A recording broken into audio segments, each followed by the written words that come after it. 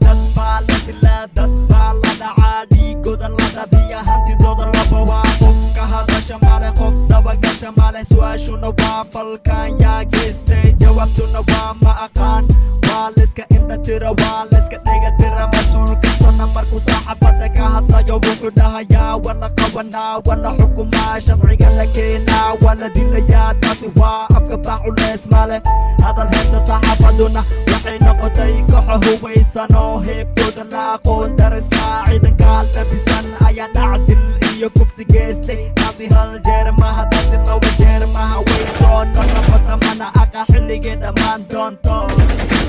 dad buu dilayaa, dad buu dhacayaa, gacan ku dhiigle, qarax buu dhigayaa, ummaduu qaxinaa, gacan ku dhiigle. dad buu dilayaa, dad buu dhacayaa, gacan ku dhiigle, qarax buu dhigayaa, ummaduu qaxinaa, gacan ku dhiigle.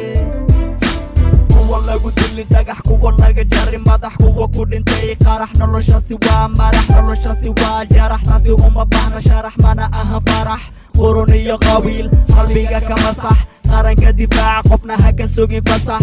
qori dhig qalin qado, kelmadaasi waa sax, gacan ku dhigleen dhaqankiisu waa xaq daro. haddamee masakinta heysata tabar daro, taasi waa gar daro. kaca kaca dhalinyaro, qof kastana hala baro sida looga hortago jaali iyo aqoon daro. dagaal wa heshiis daro, qabyaaladna sharaf daro. dadkeena dhimanaya, dhiigooda daadanaya, aan difaacno. yuu yahay yay tahay, taasi iska ilow. dad buu dilayaa, dad buu dhacayaa, gacan ku dhiigle, qarax buu dhigayaa, ummaduu qaxinaa, gacan ku dhiigle. dad buu dilayaa, dad buu dhacayaa, gacan ku dhiigle, qarax buu dhigayaa, ummaduu qaxinaa, gacan ku dhiigle.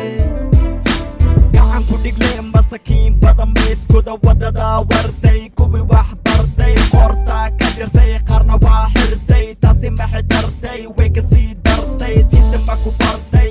waa maya sabab la'aan qof ina disho, dembigeeda maha easy. ina dhiigdaadiso ha ku noqon busy, way ka dembi badan tahay adoo cabi wiski. taasi waa riski, qofka wax dilayo diin ma laha miyaa, dad ma laha miyaa. maxa looga tasha waaye, maxa loo qabo waaye, asna loo dili waaye. ina diinteena waxay baraysaa sabab la'aan qofki wax dila in la dilo. culumadii, wasiiradii, maclimiintii, dhaqaatiirtii, fanaaniintii, dilayaalkii, wariyaalkii, qof kastana waa la dilay. hey dad buu dilayaa, dad buu dhacayaa, gacan ku dhiigle, qarax buu dhigayaa, ummaduu qaxinaa, gacan ku dhiigle.